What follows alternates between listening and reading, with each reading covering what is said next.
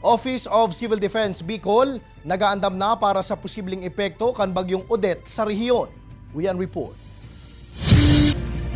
Dagos-dagos ngunyan ang pigigibong preparasyon kan OCD Bicol huli sa pwedeng maging epekto kan bagyong Odette sa rehiyon. Sigun ki Gremil Alexis Nas, tagapagtaram kanasambitan ng ahensya. Nakatutok na sa ngunyan ang mga otoridad sa mga lugar nakabali sa flood as in landslide prone areas. Kahit hindi po tayo nasa forecast track na talagang dadaanan ng mata ng bagyo, ngunit ating binabantayan po ang mga pag-ulan at ating inabisuhan na rin po ang mga Provincial DRRM Council na sila po ay magbantay. Katakod kay ni, tinipo na subot nindan gabos na assets sa sinpersonahe, nganing magamit anuman na oras nin emerhensya, mantang nagsurat naman subutan OCD sa mga LGUs as in LDRRMC, nganing magsagibo nin mga localized measures. Epektibo kan suudma, para mientras naman na pigsuspindir kan LTO Bicol, ang mga biyahe na haling Maynila pasiring sa Visayas, Mindanao, Masbate as in Catanduanes.